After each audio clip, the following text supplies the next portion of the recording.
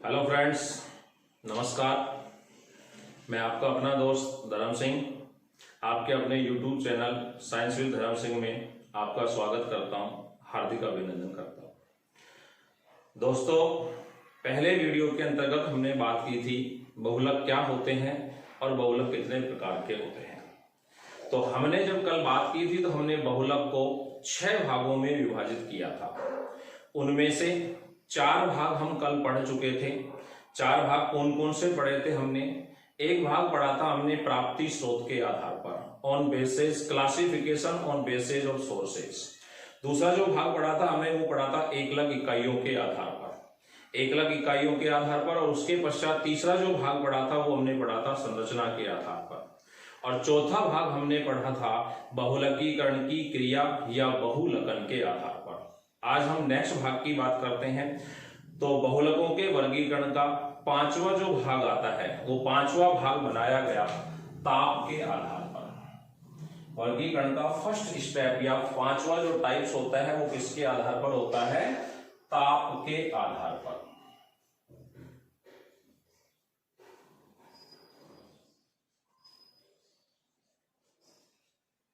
ताप के आधार पर आप इसे बोलेंगे classification on basis of temperature. और ताप के आधार पर हमने बहुलक को 2 भागों में विभाजित किया है। 2 भाग कौन कौन से हैं? तो इसका पहला जो भाग होता है, इसका फर्स्ट जो है ए पार्ट जो हमने बनाया वो होता है ताप सुनम्य। एक भाग है इसका ताप सुनम्य, इसी को आप बोलते हो ताप सुघट्य। और इसको आप अंग्रेजी में कह सकते हैं थर्मोप्लास्टिक। अंग्रेजी में आप इसे क्या कहेंगे? अंग्रेजी में इसका नाम होता है थर्मोप्लास्टिक। इसको बोलते हैं थर्मोप्लास्टिक। ठीक है, क्या है? ये ऐसे बहुलक होते हैं जो एक बार किसी सांचे में ढाले जाते हैं और पुनः हम इन्हें गर्म करते हैं। तो गर्म करने के पश्चात ये नरम और मुलायम हो जाते हैं, अर्थात हम कह सकते हैं ये पिघल जाते हैं। और पिघलने के पश्चात इन्हें किसी दूसरे आकार में दूसरे सांचे में ढाला जा सकता है। यानी कि वे बहुलक जो गर्म करने पर पिघल जाते हैं तथा इन्हें गर्म करके पुनः किसी दूसरे आकार में या किसी दूसरे रूप में बदला जा सकता है, वो बहुलक क्या कहलाते हैं? ताप सुनम्य या ताप सुघट्य प्लास्टिक कहलाते हैं। इसके अंतर्गत आपको याद रखना है कि एग्जाम्पल कौन से आते हैं। तो ताप सुनम्य या ताप सुघट्य के अगर एग्जाम्पल की बात हम करें तो एक शब्द में भी मैं आपको बता देता हूं और इसके एग्जाम्पल और भी बता दूंगा। जितने भी रेखीय बहुलक, लाइनर पॉलीमर जितने भी पाए जाते हैं वो सभी इस प्रकार के होते हैं ताप सुनम्य। तो आप अगर शॉर्ट में याद रखना चाहें तो सभी रेखीय बहुलक जो होते हैं वो सभी रेखीय बहुलक किस प्रकार के बहुलक हैं? ताप सुनम्य या ताप सुघट्य बहुलक होते हैं। अगर इनके नाम की बात करें हम तो जैसे पॉलीस्टाइरीन, जैसे एक होता है पॉलीस्टाइरीन, एक पाया जाता है पॉलीएथीन,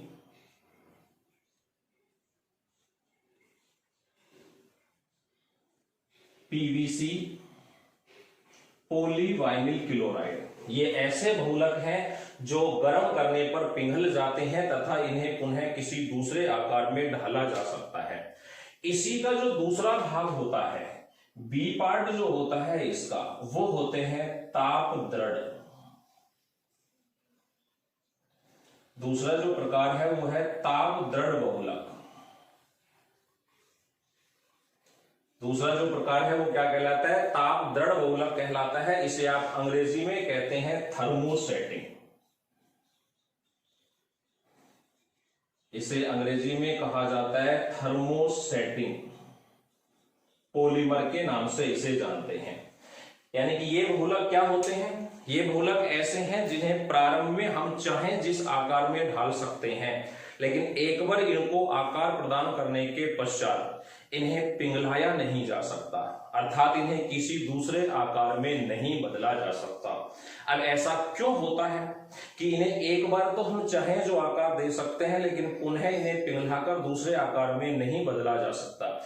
इसका रीजन ये होता है कि जब इन बहुलकों को गर्म किया जाता है तो गर्म करने से इन बहुलकों की जो श्रृंखलाएं होती हैं उनके बीच क्रॉस बंध का निर्माण हो जाता है, और क्रॉस बंध बनने के कारण इस बहुलक की जो संरचना हमें प्राप्त होती है वो त्रिविमीय संरचना, 3 डायमेंशन संरचना हमें प्राप्त हो जाती है, जो पिघल नहीं सकती या जिसे हम किसी दूसरे रूप में नहीं बदल सकते हैं। अर्थात वे बहुलक जिन्हें किसी एक आकार में ढाला जा सकता है लेकिन इन्हें गर्म करके पिघलाया नहीं जा सकता, वो क्या कहलाते हैं? ताप दृढ़ या थर्मोस्टेटिक प्लास्टिक या थर्मोस्टेटिक पॉलीमर कहलाते हैं। क्यों नहीं बदला जा सकता? उसका कारण मैंने बताया कि गर्म करने पर इनके बीच क्रॉस बंध का निर्माण हो जाता है, जिससे हमें त्रिविमीय संरचना प्राप्त होती है। अब इसमें कौन कौन आते हैं तो इसके एग्जाम्पल की हम बात करते हैं। तो इसके एग्जाम्पल में आता है बेकेलाइट। इसके एग्जाम्पल में कौन आता है? इसके एग्जाम्पल में आता है बेकेलाइट। उसके पश्चात इसी के एक और एग्जाम्पल की बात करें तो melamine formaldehyde, melamine formaldehyde, ये दो इसके प्रमुख एग्जाम्पलों के रूप में जाने जाते हैं। जैसे बेकेलाइट के बारे में आपने सुना भी होगा कि यह बिजली के स्विच बनाने में काम में आता है, और आपने देखा भी होगा कि ये जो होते हैं बिजली के स्विच, ये जल जाते हैं लेकिन पिघल नहीं सकते, तो इन्हें किसी भी दूसरे आकार में नहीं बदला जा सकता। तो ताप के आधार पर हमारे पास 2 प्रकार के हुए, ताप शून्य थर्मोप्लास्टिक और एक ताप दृढ़ जिसे हम बोलते हैं थर्मो। अगला जो प्रकार आता है वो आता है आणविक बलों के आधार पर। छठा और अंतिम जो क्लासिफिकेशन का भाग है वो क्या होता है? आणविक बलों के आधार पर।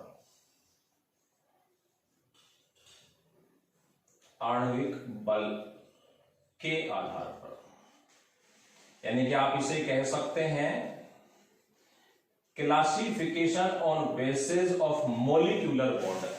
Classification on basis of molecular bond, इसके आधार पर बहुलकों को बांटा गया है और ये वर्गीकरण का अंतिम प्रकार होता है। और इसके आधार पर कितने प्रकार के बहुलक होते हैं? तो इस आधार पर फर्स्ट जो बहुलक होते हैं उन्हें कहा जाता है प्रत्यास्थ बहुलक। इसका ए जो भाग होता है वो कहलाते हैं प्रत्यास्थ बहुलक। इन्हें अंग्रेजी में कहा जाता है इलास्टोमियर। इलास्टोमियर्स इन्हें कहा जाता है, प्रत्यास्थ बहुलक, या फिर इन्हें क्या कहते हैं? इलास्टोमियर कहा जाता है। और इनकी विशेषता क्या होती है कि इनके मध्य पाए जाते हैं दुर्बल। इनके मध्य क्या पाए जाते हैं? इनके मध्य होते हैं दुर्बल अंतरा आणविक बल। इनके मध्य क्या पाए जाते हैं? दुर्बल अंतरा आणविक बल इनके मध्य उपस्थित होते हैं, यानी कि जिनके अंतर्गत वीक मॉलिक्यूलर बॉन्ड पाए जाते हैं वो कहलाते हैं इलास्टोमियर, या फिर इन्हें कहते हैं प्रत्यास्थ बहुलक। जैसे कि कौन कौन है?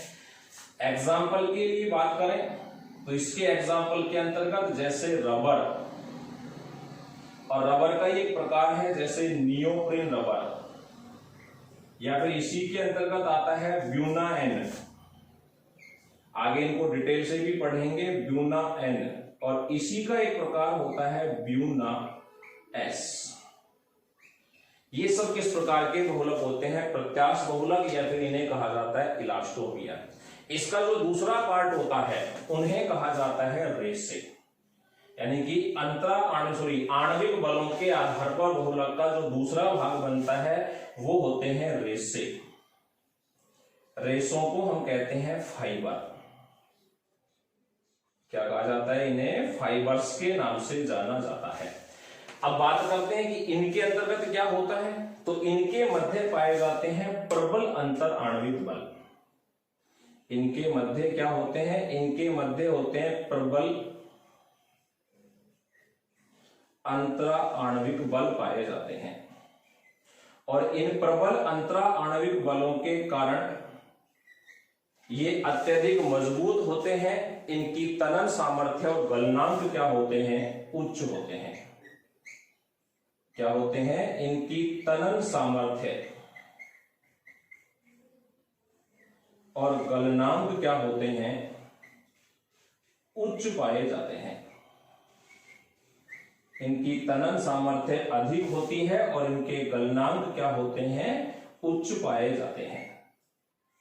उसके पश्चात इनकी अगर तनन सामर्थ्य पूछी जाए तो इनमें तनन सामर्थ्य होती तो है, लेकिन इनकी तनन सामर्थ्य बहुत ही कम होती है। तो इनके बीच दुर्बल अंतराणविक बल है, इसलिए नाम दिया गया प्रत्यास्थ बहुलक या इलास्टोमियर। इनके बीच प्रबल बल पाए जाते हैं, इसलिए नाम दिया गया रेसे। इनकी तनन सामर्थ्य कम होती है, इनकी तनन सामर्थ्य और गलनांक क्या होते हैं, अत्यधिक होते हैं। जैसे कि कौन कौन आते हैं, तो इसके एग्जाम्पल की अगर हम बात करते हैं तो पॉलीएस्टर, इसी के अंतर्गत आता है पॉलीएमाइड। पॉलीएमाइड का एग्जाम्पल होता है नाइलॉन। पॉलीएमाइड बहुलकों का एक प्रकार है बंध के आधार पर, और इसका एग्जाम्पल कौन होता है, पॉलीएमाइड में आते हैं कौन, नाइलॉन जो होता है वो पॉलीएमाइड आता है। इसके अलावा प्राकृतिक रेसे, रेयोन, प्राकृतिक रेसे, रेयोन। प्राकृतिक रेशों में याद रखना चाहो तो जैसे कपास होता है, सिल्क है, ऊन, ये सब किसके अंतर्गत आते हैं, प्राकृतिक रेशों के अंतर्गत आते हैं। तो आणविक बल के आधार पर बहुलकों के कितने भाग बनाए, दो भाग, प्रत्यास्थ बहुलक, इलास्टोमियर, और दूसरा रेसे या फाइबर। तो ये तो होता है हमारा वर्गीकरण कंप्लीट।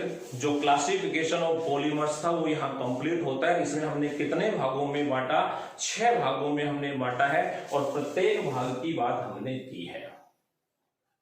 दोस्तों, वर्गीकरण के पश्चात हम बात करते हैं बहुलकों के निर्माण की, कि बहुलकों का निर्माण किस प्रकार से होता है।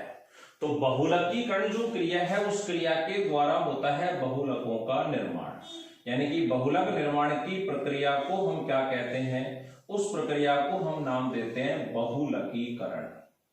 और मैकेनिज्म या क्रिया विधि के आधार पर अगर बात की जाती है तो बहुलकीकरण की क्रिया जो होती है, अर्थात बहुलकों का निर्माण 2 प्रकार की अभिक्रिया से, 2 प्रकार के बहुलकीकरण से होता है। कौन कौन से हैं ये दोनों, तो जिसका फर्स्ट रूप जो होता है उसे हम नाम देते हैं योगात्मक। फर्स्ट जो रूप होता है उसे नाम दिया जाता है योगात्मक बहुलकीकरण। फर्स्ट जो होता है उसका नाम है योगात्मक बहुलकीकरण। और इसका जो सेकंड पार्ट होता है उसे नाम दिया जाता है संघनन, कंडेंसन। इसे बोलते हैं संघनन बहुलकीकरण। इसे क्या नाम देते हैं, संघनन बहुलकीकरण। यानी कि बहुलकों के निर्माण की क्रिया को बहुलकीकरण कहा जाता है। और बहुलकीकरण की क्रिया 2 प्रकार की होती है। एक होता है योगात्मक बहुलकीकरण, एडिशन पॉलीमराइजेशन, और दूसरा जो होता है उसको बोलते हैं संघनन बहुलकीकरण, कंडेंसन पॉलीमराइजेशन। अब हम इन दोनों की बात करेंगे तो सबसे पहले हम बात करते हैं योगात्मक बहुलकीकरण की, कि यह क्रिया किस प्रकार से होती है और किन किन के मध्य होती है। तो योगात्मक बहुलकीकरण की क्रिया, इसके अंतर्गत जो क्रिया होती है वो होता है असंतृप्त एकलक बहुलक। यानी कि असंतृप्त एकलक बहुलक जो होते हैं, असंतृप्त एकलक अणु जो होते हैं, इनका बहुलकीकरण, इनका बहुलकीकरण कौन सी क्रिया के द्वारा होता है, तो इनसे बहुलक का निर्माण होता है योगात्मक बहुलकीकरण की क्रिया के द्वारा। यानी कि असंतृप्त एकलक अणुओं से जब बहुलक निर्माण की बात की जाती है तो असंतृप्त एकलक अणुओं से बहुलक निर्माण के लिए जो क्रिया काम में ली जाती है वो कौन सी होती है? योगात्मक बहुलकीकरण। असंतृप्त की अगर बात की जाए तो जिन्हें अनसैचुरेटेड हम बोलते हैं, ये असंतृप्त शब्द आया है कार्बन की संयोजकता से। कार्बन की संयोजकता 4 होती है और कार्बन अपनी 4 संयोजकता को 3 प्रकार से कंप्लीट करता है। कौन कौन से 3 प्रकार? जब कार्बन कार्बन के बीच एक बंध बनता है तो वो कहलाते हैं एल्केन, जिन्हें संतृप्त या सैचुरेटेड कहा जाता है। और जब कार्बन कार्बन के बीच डबल या ट्रिपल बॉन्ड बनता है तो वो अणु क्या कहलाते हैं? असंतृप्त। यानी कि अनसैचुरेटेड मोनोमर मॉलिक्यूल जो होते हैं उनसे बहुलक का निर्माण करने के लिए हम किस क्रिया विधि को काम में लेंगे? योगात्मक बहुलकीकरण की। अब अगर बात की जाए तो असंतृप्त एकलक जो होते हैं इसमें कौन कौन आते हैं? तो जैसे इसमें एल्कीन है, एल्काइन है, एल्काडाइइन है, ये सब क्रियाएं ये सब अणु इसके अंतर्गत शामिल किए जाते हैं। योगात्मक बहुलकीकरण की जो क्रिया है इसे हम श्रृंखला वृद्धि बहुलकीकरण भी कहते हैं। क्या कहा जाता है इसे श्रृंखला वृद्धि बहुलकीकरण के नाम से भी जाना जाता है। इसे श्रृंखला वृद्धि बहुलकीकरण भी कहा जाता है। चेन ग्रोथ पॉलीमराइजेशन के नाम से भी इसे हम जानते हैं, क्योंकि इसके अंतर्गत एकलक अणु एक दूसरे से परस्पर जुड़ते जाते हैं और एक लंबी श्रृंखला का निर्माण होता है, इसलिए इसको क्या नाम दिया जाता है? श्रृंखला वृद्धि बहुलकीकरण। तो याद रखने वाली बात है कि बहुलके के निर्माण की जो क्रिया है वो 2 प्रकार की होती है, योगात्मक बहुलकीकरण या फिर उसको श्रृंखला वृद्धि बहुलकीकरण भी कह सकते हैं। और दूसरा जो प्रकार है वो है संघनन बहुलकीकरण, कंडेंसर पॉलीमराइजेशन होता है। इसमें कौन भाग लेते हैं? तो इसमें भाग लेने वाले जो मोनोमर होते हैं, जो एकलक इकाइयां होती है वो असंतृप्त एकलक अणु होते हैं, जैसे कि एल्कीन है, एल्काइन है, एल्काडाइइन है, ये सब इसके अंतर्गत होते हैं। और इन सब के मिलने से एक लंबी श्रृंखला का निर्माण होता है, तो फिर उसे क्या कहा जाता है? श्रृंखला वृद्धि बहुलकीकरण। अब हम ए पार्ट की अगर बात करें, योगात्मक बहुलकीकरण की अगर हम बात करें, तो ये योगात्मक बहुलकीकरण जो होता है ये भी 2 प्रकार का होता है। अगर हम योगात्मक बहुलकीकरण की बात करें तो योगात्मक बहुलकीकरण की क्रिया भी कितने प्रकार से होती है? 2 प्रकार से होती है। इसके 2 टाइप कौन कौन से हैं? तो इसका जो एक टाइप होता है उसे नाम दिया जाता है मुक्त मूलक क्रिया विधि। इसका जो फर्स्ट प्रकार है उसे क्या नाम देते हैं? मुक्त मूलक क्रिया विधि इसे कहा जाता है। फ्री रेडिकल मैकेनिज्म इसे कहा जाता है। और इसका जो दूसरा प्रकार होता है वो कहलाता है आयनिक योगात्मक। ये मुक्त मूलक योगात्मक भी लिख सकते हो आप इसको पूरा। तो इसका एक प्रकार तो हुआ मुक्त मूलक योगात्मक अभिक्रिया या मुक्त मूलक योगात्मक क्रिया विधि। और इसका जो दूसरा प्रकार है, इसके दूसरे प्रकार को नाम दिया जाता है आयनिक योगात्मक। इसके दूसरे प्रकार को हम क्या नाम देते हैं? इसे नाम दिया जाता है आयनिक योगात्मक। यानी कि योगात्मक बहुलकीकरण की क्रिया 2 प्रकार से होती है। एक तो फ्री रेडिकल एडिशन मैकेनिज्म और दूसरा होता है आयनिक एडिशन मैकेनिज्म। मुक्त मूलक योगात्मक क्रिया विधि और दूसरी है आयनिक योगात्मक क्रिया विधि।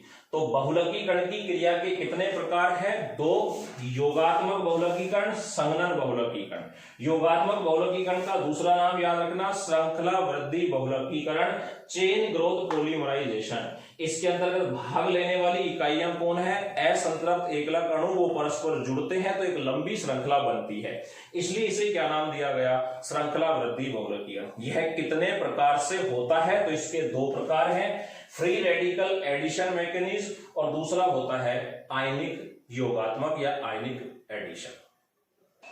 सर्वप्रथम हम बात करते हैं योगात्मक बहुलकीकरण और उसके भी पहले प्रकार की, जिसका नाम क्या होता है? मुक्त मूलक योगात्मक। तो इसका पहला जो भाग है हम केवल उसकी बात करते हैं, उसका नाम है मुक्त मूलक योगात्मक बहुलकीकरण। मुक्त मूलक योगात्मक बहुलकीकरण, ये अपना पहला भाग है। फ्री रेडिकल्स एडिशन पॉलीमराइजेशन, ये हमारी पहली जो क्रिया है, पहला जो भाग है उसकी बात करते हैं। मुक्त मूलक योगात्मक फ्री रेडिकल्स जिसको हम बोलते हैं, इसे हम 3 भागों में, या इस प्रक्रिया के 3 स्टेप होते हैं, 3 चरण होते हैं। मुक्त मूलक योगात्मक बहुलकीकरण को कितने चरणों में पढ़ा जाता है, तो इसके 3 स्टेप होते हैं। 3 स्टेप कौन कौन से होते हैं, तो इसका जो प्रथम स्टेप होता है, इसका जो फर्स्ट स्टेप है उसका नाम क्या होता है, उसका नाम होता है श्रृंखला प्रारंभिक पद। इसका जो फर्स्ट स्टेप है उसका नाम क्या है, उसका नाम है श्रृंखला प्रारंभिक पद। बहुत याद रखना, बहुत ध्यान से, कि मुक्त मूलक योगात्मक क्रियाविधि कितने चरणों में संपन्न होती है, 3 चरणों में संपन्न होती है, जिसका पहला पद कौन होता है, श्रृंखला प्रारंभिक पद इसे कहा जाता है। आप इसे चेन इंटिएशन के नाम से भी जानते हैं, आप इसे चेन इंटिएशन के नाम से भी जानते हैं।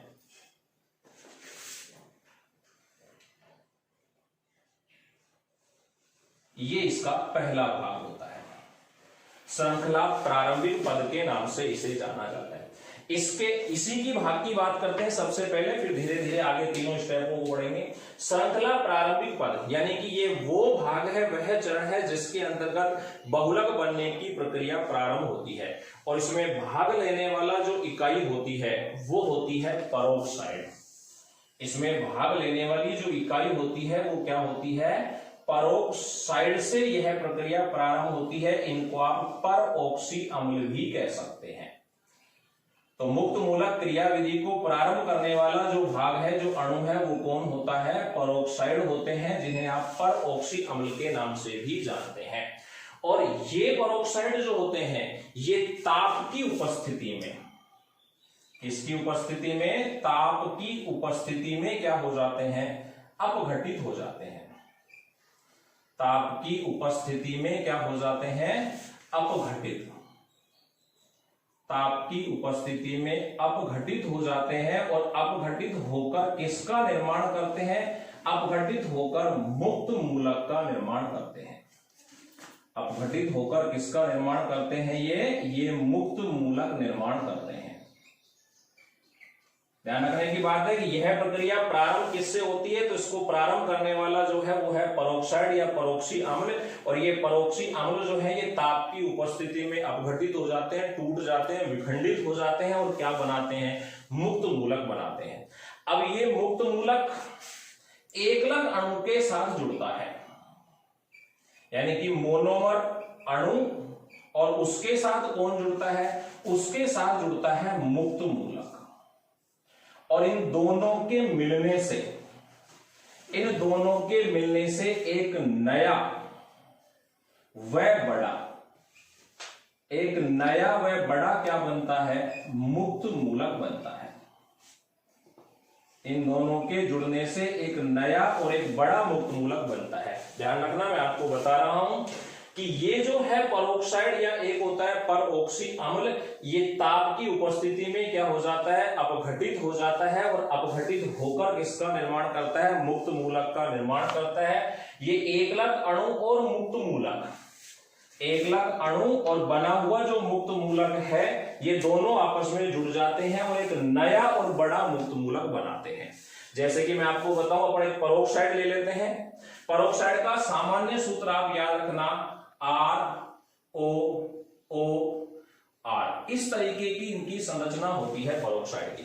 जैसे मैं एक बड़ा परोक्साइड आपके सामने ले लेता हूं, benzyl peroxide, C6H5 C double bond O फिर O, और वापस इसी प्रकार की संरचना, C double bond O C6H5, इसका नाम है बेंजाइल परोक्साइड।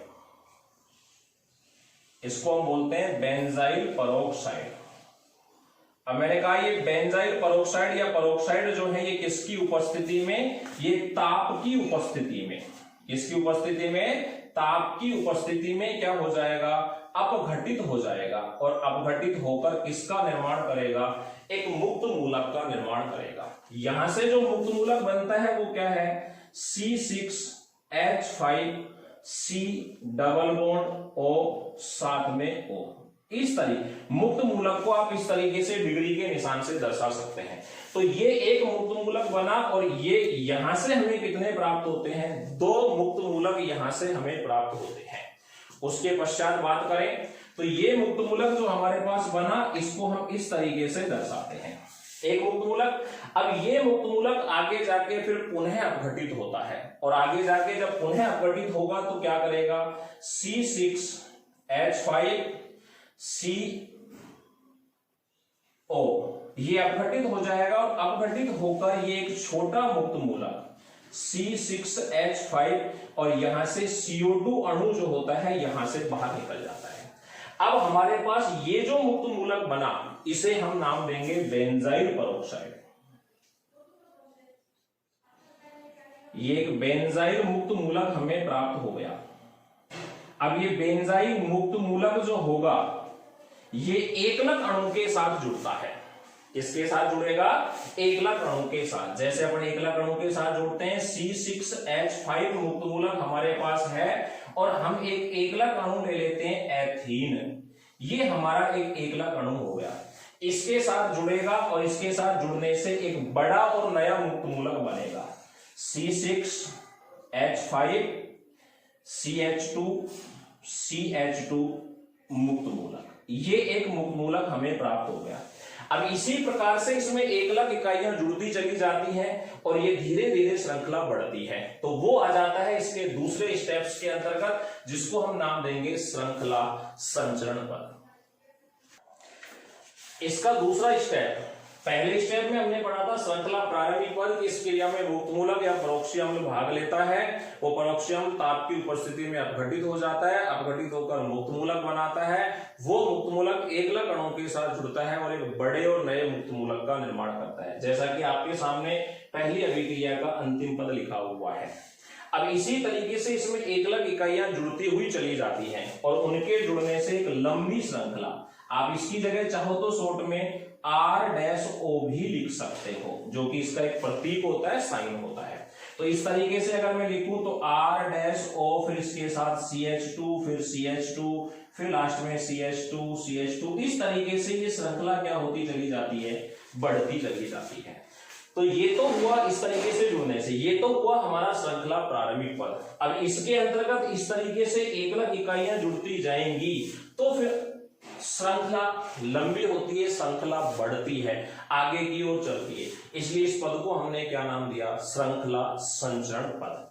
इसमें होगा क्या, यहां से बना हुआ जो मुक्त मूलक है, क्या नाम है उसका, R-O, इसके साथ CH2 और इसके साथ जुड़ जाएगी एकलक इकाइयां CH2 डबल बॉन्ड CH2। इसी तरीके से जुड़ेगी तो क्या बनेगा, तो एक और बड़ा मुक्त मूलक हमें प्राप्त हो जाता है, R-O CH2 इस तरीके से। अब इसमें और एकलक इकाइयां जुड़ जाएंगी तो और बड़ा बन जाएगा। जैसे मैं एक और लिख देता हूं, R-O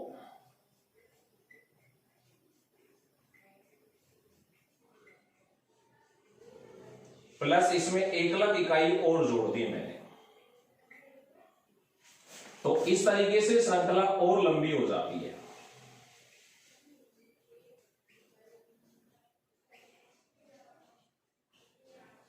जैसे कि मैं इसके साथ लिख देता हूं N, ये श्रृंखला इसी तरीके से बढ़ती रहेगी।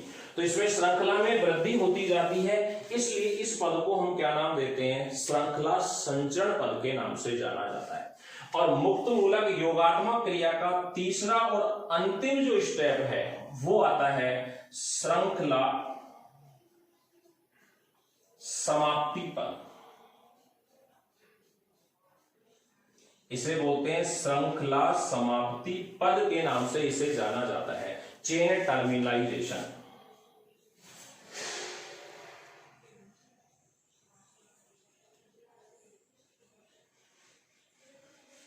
इसे कहा जाता है चेन टर्मिनेशन, ये नाम इसे दिया जाता है। तो तीसरा पद जो आता है वो आता है श्रृंखला समाप्ति पद, चेन टर्मिनेशन उसे कहा जाता है। और इस क्रिया में क्या होगा, इसमें दो मुक्त मूलक एक दूसरे से परस्पर मिल जाते हैं, जिससे उदासीन होकर एक नए अणु का निर्माण कर देते हैं। जैसे कि मान लीजिए एक मुक्त मूलक मैं लिख रहा हूं R-O और इसी के साथ यहाँ पे N एक बड़ा मुक्त मूलक। इसी प्रकार से एक दूसरा मुक्त मूलक CH2, ये एक मुक्त मूलक है O-R। ये दोनों परस्पर एक दूसरे के साथ मिलेंगे तो दोनों एक दूसरे को उदासीन कर देंगे और इनके मिलने से एक बड़े अणु का निर्माण हो जाएगा, जिसे हम क्या कहेंगे, बहुलक कहेंगे। इसी प्रकार से CH2 इसके साथ भी N लिखा हुआ है, इसके साथ भी N लिखा हुआ है, लास्ट में O-R। ये बन गया हमारा एक बहुलक अणु। तो मुक्त मूलक योगात्मक जो क्रिया होती है उसके 3 स्टेप हुए, श्रृंखला प्रारंभिक पद, श्रृंखला संचरण पद, श्रृंखला समाप्ति पद, चेन इनिटेशन, चेन प्रोपगेशन और चेन टर्मिनेशन। इसके अंतर्गत परोक्साइड या परोक्षीय अम्ल भाग लेता है, वो ताप की उपस्थिति में अपघटित होता है और अपघटित होकर क्या बनाता है, मुक्त मूलक। अब वो मुक्त मूलक एकलक इकाइयों के साथ जुड़ता है और जुड़ने के पश्चात एक बड़े और नए मुक्त मूलक का निर्माण होता है। उसके पश्चात शुरू होता है दूसरा पद, श्रृंखला संचरण पद। इसके अंतर्गत जो मुक्त मूलक बना था उसमें एकलक इकाइयां परस्पर जुड़ती जाती हैं और उनके जुड़ने से श्रृंखला में वृद्धि होती जाती है, इसलिए इसको नाम दिया गया श्रृंखला संचरण पद। इसका जो तीसरा स्टेप है श्रृंखला समाप्ति पद, इसमें दो मुक्त मूलक एक दूसरे के साथ परस्पर जुड़ जाते हैं और दोनों एक दूसरे को उदासीन कर देते हैं, जिससे बड़े अणु का निर्माण हो जाता है। इसे ही हम क्या कहते हैं, बहुलकीकरण। इसकी बहुलक निर्माण की जो पहली अभिक्रिया थी योगात्मक बहुलकीकरण, उसके 2 रूप मैंने आपको बताए थे, एक मुक्त मूलक और दूसरा मैंने आपको नाम दिया था, इसी के अंतर्गत जो नाम आया था आयनिक योगात्मक। आयनिक योगात्मक की चर्चा हम नेक्स्ट वीडियो में करेंगे। जय हिंद, जय भारत।